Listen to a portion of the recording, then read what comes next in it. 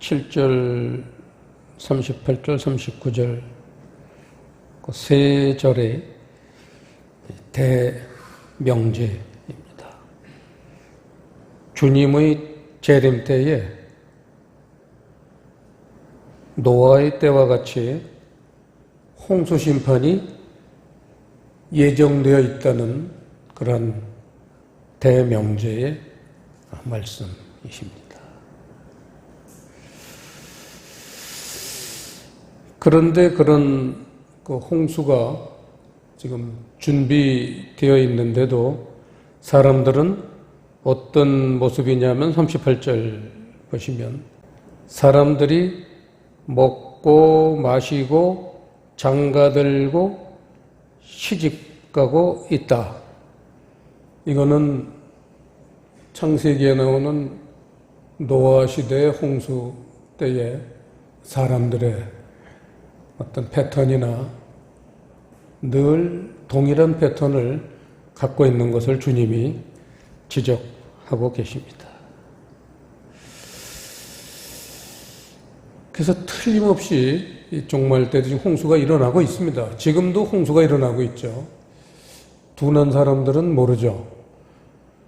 이런 홍수가 나고 있는데 그런 홍수가 일어날 때 사람들이 어떻게 이 홍수를 대처하고 있느냐를 40절, 41절에서 예를 들고 있습니다. 40절에 보시면 그때에 두 사람이 밭에 있음에 하나는 데려감을 당하고 하나는 버려둠을 당할 것이다. 이렇게 두 부류로 홍수를 만날 때 나눠지고 있습니다.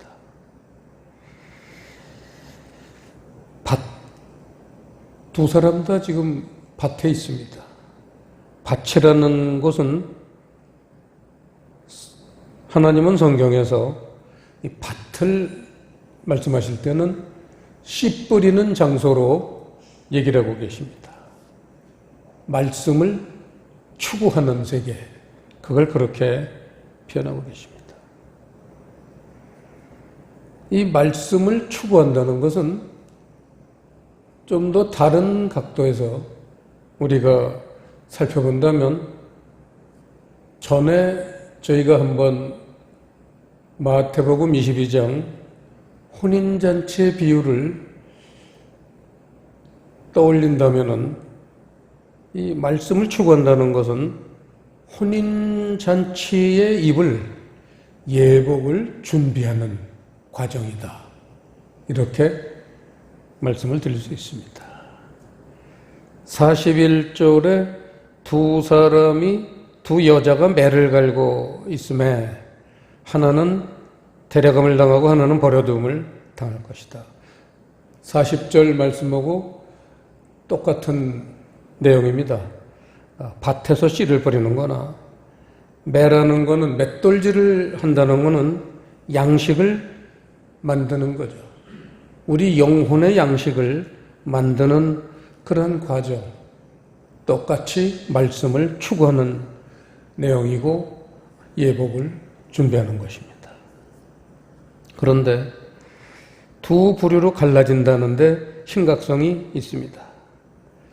데려가는, 주님이 재림하실 때 데려가는 사람이 있고 천국으로 데려가는 사람이 있고 그냥 이 땅에 버려둠을 당하는 사람이 있다는 겁니다. 그거는 이 말씀이 예복을 준비하는 그런 과정이기 때문에 결국은 이 데려가는 분은 누구냐면 예복이 준비된 사람. 주님이 혼인잔치를 여실 때 예복이 준비되지 않은 사람은 들어갈 수가 없잖아요. 혼인잔치에서 쫓아내잖아요. 그런 내용이죠. 그렇게 우리는 신앙생활을 하면서 예복을 준비하는 사람, 못하는 사람, 이런 두 부류로 갈라지고 있다는 거죠. 그런 차이점이 어디서 발생이 되느냐, 이것을 우리가 안다는 것은 매우 중요한 영적인 지식이 될 겁니다. 바꿔 말하면 예복의 재료는 뭐냐? 그죠? 마태복음 22장에서 보면 예복의 재료를 그 두 번째 단락, 가이사의 것, 하나님의 것, 그 단락에서 얘기하지만 글과 형상, 이게 예복의 재료입니다. 근데 이 글과 형상이 가이사의 것이 있고 하나님의 것이 있다는 거예요. 그래서 데려감을 당한 분들은 당연히 하나님의 글과 하나님의 형상을 추구했을 테고, 버려둠을 당하는 자들은 고생해서 말씀 추구는 했지만 가이사의 글과 가이사의 형상을 추구했기 때문에 주님이 택하심을 안 하시는 거죠. 이 가이사의 글이라는 것은 우리가 잘 알지만 가이사는 세상 임금 마귀의 대표자입니다. 가이사의 글이라고 하면은 세상 말씀, 육적 말씀이죠. 형상이라는 것은 그 삶을 얘기합니다. 욕심과 정욕이 가득 찬 그러한 추한 삶, 이게 형상이겠죠.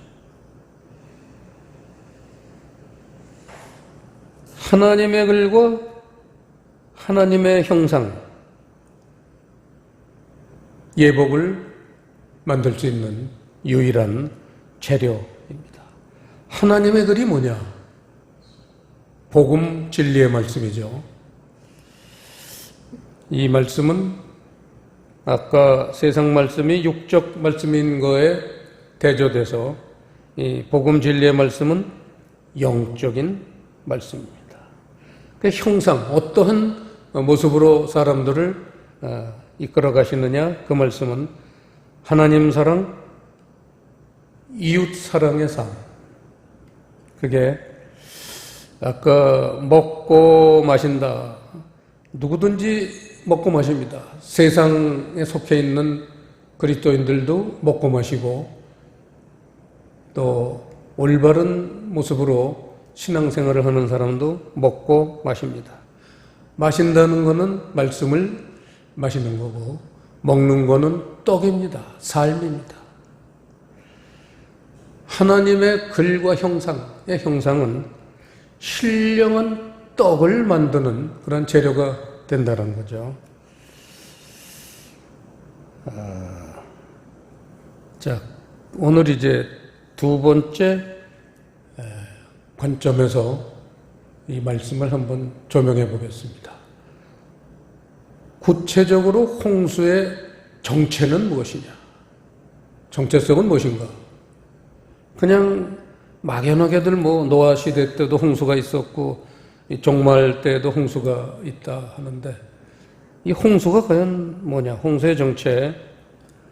홍수라는 것은 아주 간단하게 접근을 하면 물이 많은 것, 많은 물이 홍수입니다. 그래서 그 홍수라는 것은 아까도 얘기했지만 그 세상 말씀, 그런 많은 세상 말씀에 사람들이 그 영혼이 떠내려가는 것, 이게 홍수에 떠내려가는 겁니다.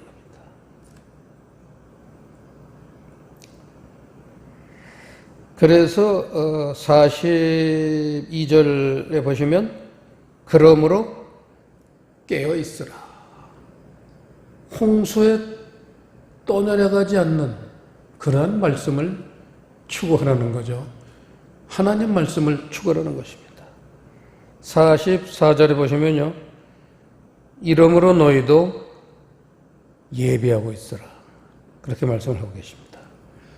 언제 홍수가 나더라도 이 준비된 사람들은 결코 홍수에 떠내려가지 않습니다. 그러면서 45절이 시작되는데 충성되고 지혜 있는 종이 되어야 한다. 이러한 부분이 오늘 말씀의 결론 부분입니다. 그러면서 어떤 사람이 그런 종이냐? 주인에게 그 집사람들을 맡아 때를 따라 양식을 나눠줄 자. 이런 사람들이 바로 충성되고 지혜 있는 종이라는 겁니다. 양식을 나눠줄 자. 복음, 진리의 전파자가 되어야 된다는 거죠. 46절 이런 종은 복이 있다고 했습니다. 영생을 얻는 것이 복이 있는 겁니다. 그러면서 47절에 보시면 내가 진실로 너에게 이르노니 주인이 그 모든 소유를 저에게 맡기리라. 복음 전파하는 사람에겐 주인은 하나님이시죠.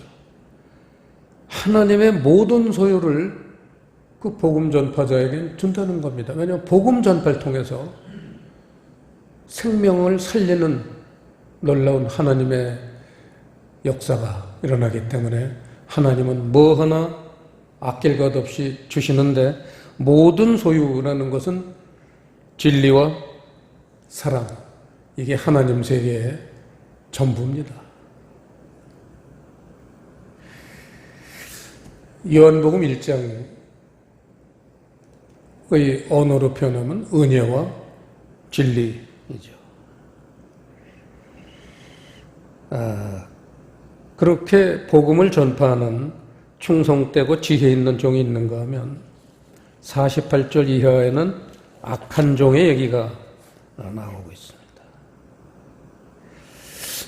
이 악한 종이라는 종은 구체적으로 어떤 모습이냐를 49절에 보시면 동무들을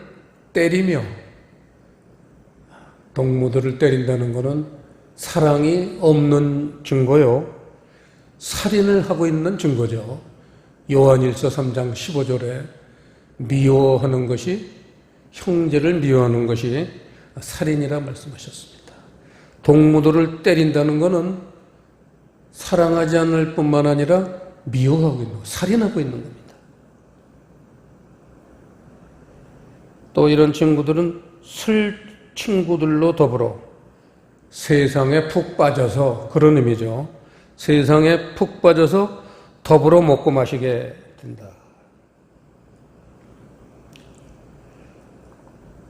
어떤 말씀을 추구하느냐에 따라 악한 종이 될 수도 있고 착하고 충성된 종이 될 수도 있습니다. 그 말씀을 추구하는 방향성이 그 사람의 삶을 결정한다는 것이죠. 그 결과 이 악한 종은 51절에 보면 외식하는 자의 받는 율에 처한다, 이렇게 말씀을 하고 계십니다. 외식하는 자의 받는 율이라는 것은 마태복음 23장에 나와 있는 서기관들과 바리새인들에 대한 예수님의 경고를 말씀하고 계십니다. 한번 잠깐 보시겠습니다.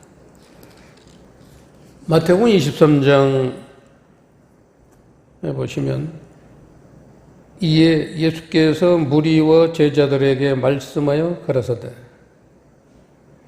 서기관들과 바리새인들이 모세의 자리에 앉았으니 그러므로 무엇이든지 저희의 말하는 바는 행하고 지키되 저희의 하는 행위는 본받지 말라. 저희는 말만 하고 행치 아니하며, 그렇게 말씀을 하고 계십니다. 여기에서 두 부류가 나오죠. 1절에는 제자들 무리가 나오고 2절에는 서기관들과 바리새인들, 이런 두 무리가 나오는데 오늘 말씀의 주제의 두 부류가 바로 이 부류입니다. 가이사의 글과 가이사의 형상, 율법의 말씀을 추구하는 장본인들이 바로 이 바리새인들, 서기관들, 또 당시의 대제사장들과 장로를 비롯한 종교 지도자들, 이 사람들은 진리의 말씀을 전하는 예수님을 대항하고 대적해서 결국은 예수님을 십자가에 못 박아 죽이기까지 합니다. 그만큼 진리는 영으로 깨어있지 않으면 받아들이기 어려운 세계입니다. 이 바리새인들과 서기관들에 대해서 쭉 8가지 화, 8화를 이 마태복음 23장에서 화라는 건 심판이요 지옥 가는 겁니다.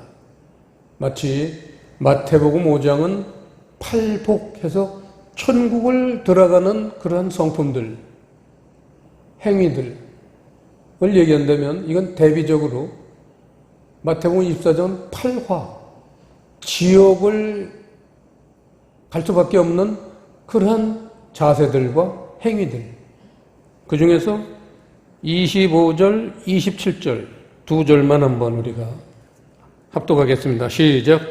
화 있을진저 외식하는 서기관들과 바리새인들이여 잔과 대접의 겉은 깨끗이 하되 그 안에는 탐욕과 방탕으로 가득하게 하는도다. 화 있을진저 외식하는 서기관들과 바리새인들이여 회칠한 무덤 같으니 겉으로는 아름답게 보이나 그 안에는 죽은 사람의 뼈와 모든 더러운 것이 가득하도다. 26절 시작. 소경된 바리새인아 너는 먼저 안을 깨끗이 하라. 그리하면 겉도 깨끗하리라. 이 서기관과 바리새인들 뿐만 아니라 당시에 예수님과 각을 세웠던 그러한 신앙인들이 바로 이런 화를 입는 이유가 율법 말씀은 겉은 반지르르하게 이렇게 치장을 할 수가 있습니다. 주일날 넥타이 탁 매고 고급 승용차 타고 얼굴에 만면의 희색을 띠고 교회 와서 거룩하게 예배를 드리고 그리고 예배 끝나고 나가자마자 인상 쓰고 멱살 잡고 싸우고 못된 짓 하고 바로 이겁니다. 겉과 속이 너무 다르다는 거죠. 이게 바리새인의 특징들입니다. 그런데 안을 깨끗이 하면 겉도 깨끗해진다. 이게 안을 깨끗이 하는 게 핵심이지 겉은 따라서 깨끗해진다고 합니다. 중요한 건 우리 내면 세계입니다. 진리의 말씀은 우리 내면 세계를 치료하고 고치고 하나님의 세계에 들어가기에 합당한 그런 사람들로 만들어가는데 율법 말씀은 뱀하고 똑같은 모습으로 그래서 오죽하면 이 바리새인들 서기관들한테 그 23장 33절 보시면요. 뱀들아 독사의 새끼들아 너희가 어떻게 지옥의 판결을 피하겠느냐 이렇게 예수님께서 질책을 하십니다. 마귀 새끼다 그거죠. 뱀들아 독사의 새끼들아 마귀 새끼라는 겁니다. 율법을 쫓으면 마귀 새끼의 그런 모습으로 사람이 되어가고 있고 진리를 쫓으면 하나님의 자녀의 모습으로 그렇게 변화가 됩니다. 그러니까 누굴 택하겠어요? 홍수가 나면 어떤 종류의 사람들이 그 물에 떠내려가겠어요? 그 물이라는 거는 많은 물이라고 그랬잖아요. 많은 물. 이 홍수의 실례를 하나 들어보겠습니다. 계시록 12장. 이 계시록 12장은 계시록이 일곱인 일곱 나팔 그리고는 이제 심판, 일곱 대접이라는 심판 이러한 내용으로 구성이 되어 있는 책입니다. 그 인과 나팔이 다 부러지면 그때 이제 계시록 11장, 12장, 13장, 14장 이러한 그 막간이 등장을 하는데 이 막간에 들어오는 내용들이 아주 중요한 내용들이 많습니다. 이 막간에 들어오는 이 12장 말씀은 여자가 아이를 하나 난다는 거예요. 2절에 보면 여자가 아이를 베어 해산한다. 여자는 교회고 아이는 말씀입니다. 교회가 이 종말 때까지 변질되지 않고 진리로 서 있는 교회를 얘기합니다. 그러한 교회가 말씀을 낳는다는 거죠. 14절을 보시면요. 그 여자가, 교회가 큰 독수리의 두 날개를 받아 광야 자기 곳으로 날아가 거기서 그 뱀의 낯을 피하여 한 때와 두 때와 반 때를 양육받음에 이 더 큰 홍수가 오기 때문에 정말 마지막에 지상 최대의 홍수가 오기 때문에 양육을 받아야 돼요. 복음 진리의 말씀으로 더 강력하게 그리스도인들이 무장을 해야 됩니다. 복음의 전신갑주를 입히우는 거죠. 그렇게 양육을 받으면은 15절에 여자의 뒤에서 뱀이 그 입으로 물을 강같이 토하여 여자를 물에 떠내려가게 하려 하되 이게 홍수입니다. 하나님이 홍수를 주관하시지만 실제로 이 홍수를 그렇게 내보내는 존재는 뱀이에요. 마귀입니다. 마귀가 자기 말씀으로 물이라고 그랬죠. 많은 물이에요. 홍수라는 건 많은 물입니다. 뱀이 그 엄청난 세상 말씀, 율법 말씀으로 교회를 물에 떠내려가게 하려고 홍수를 일으키는 겁니다. 그런데 여기에 한 가지 우리가 탈출구가 있고 소망이 있습니다. 그냥 당하겠어요? 양육을 받았는데 16절 보시면 땅이 여자를 도와 그 입을 벌려 용의 입에서 토한 강물을 삼키니 이렇게 말하고 있습니다. 진리의 말씀으로 양육을 받고 나면 땅이라는 것은 옥토가 된 우리의 마음입니다.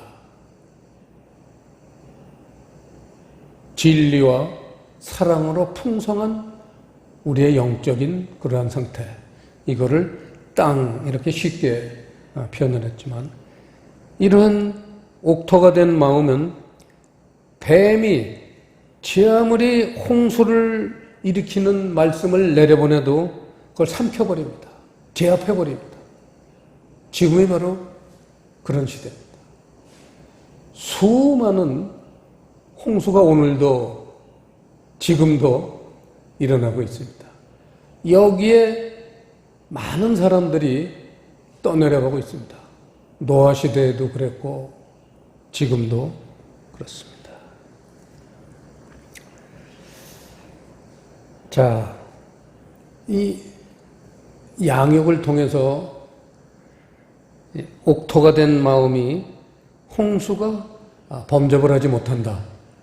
이 언약을 일찍이 노아 시대 때 홍수를 겪은 노아의 가족들에게 하나님이 언약을 하신 사항입니다. 이거를 한번 보죠. 창세기 9장 8절부터 보시면요.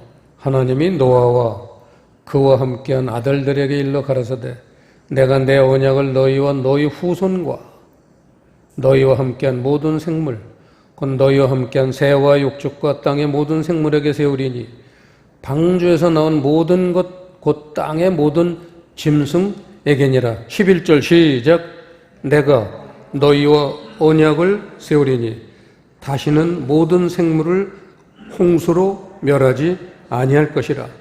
땅을 침몰할 홍수가 다시 있지 아니하리라. 이게 하나님의 언약이라는 겁니다. 홍수로 다 떠내려 죽었고 노아의 8 식구들만 살아남았습니다. 그래서 여러분 한문에 보시면요. 배선자가 있어요. 배선자. 이렇게 은단할 때 그런 비슷한 게 이게 배주자예요. 일엽편주, 작은 배. 일엽편주 옆에 8팔자와 입구, 8식구, 배주의 8식구, 그럼 배선자예요, 그게. 큰 배라는 게 뭐냐?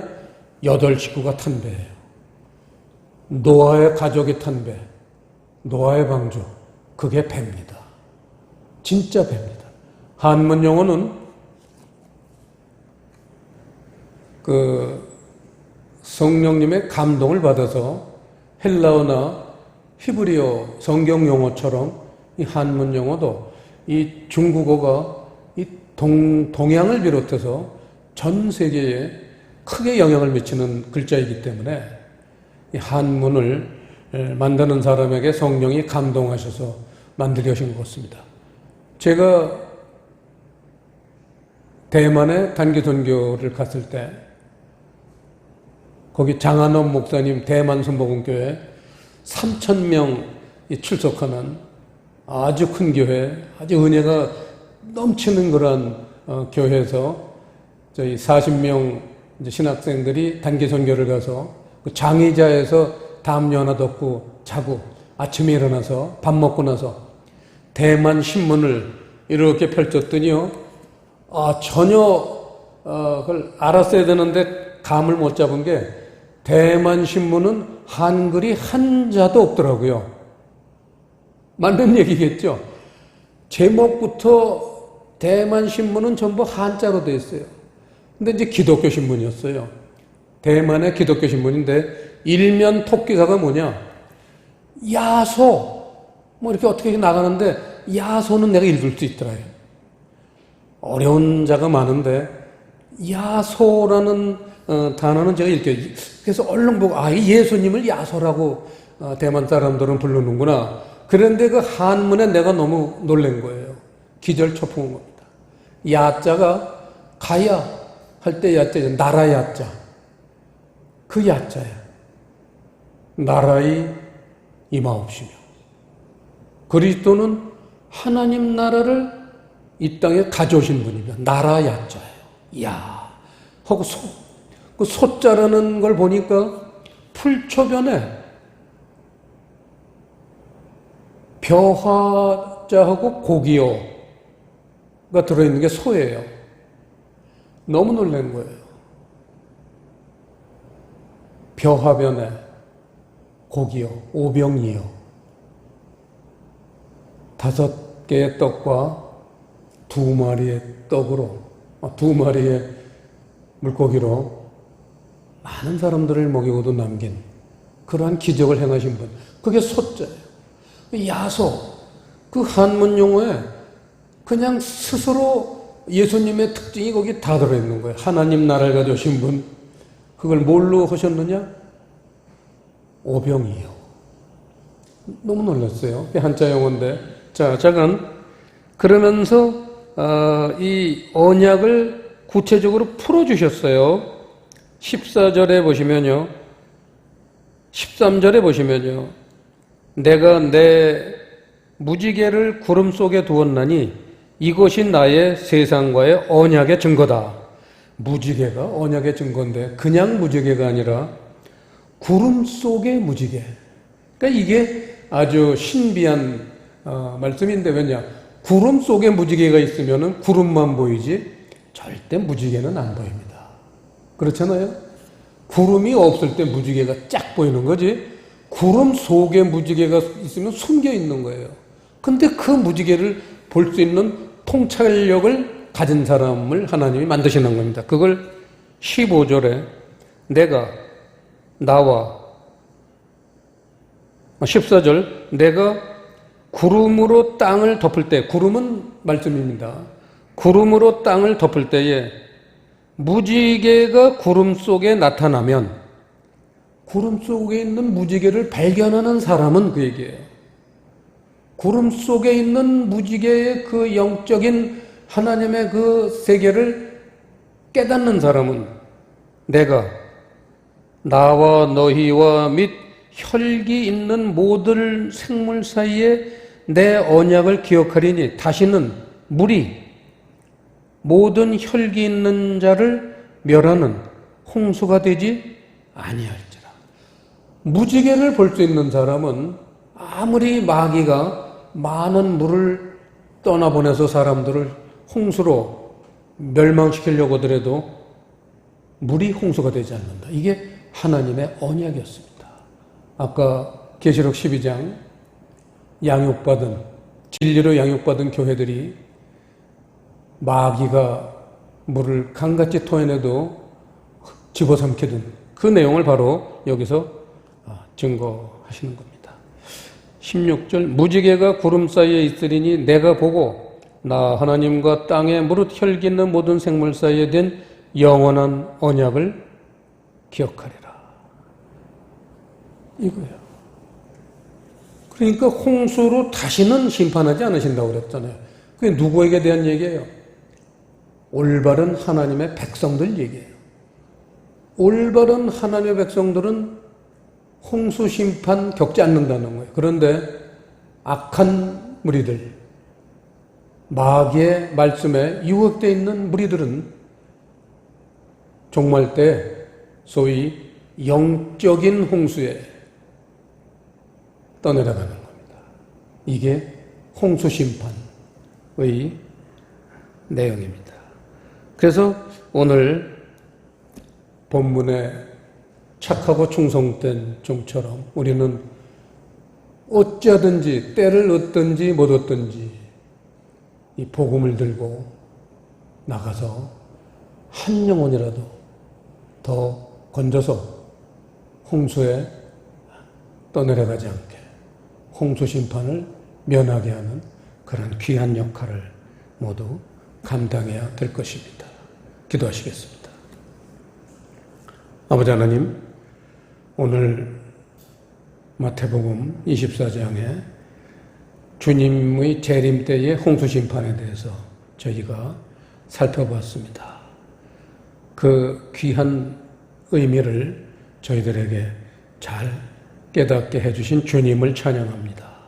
오늘 말씀 내용대로 저희가 잘 새겨들어서 마지막 때에 잘 양육받고 저희들뿐만 아니라 어찌하든지 한 사람이라도 더 구원에 이르는 그러한 사람들을 인도해야 될 것 같습니다. 성령님 도와주시고 이끌어 주시옵소서.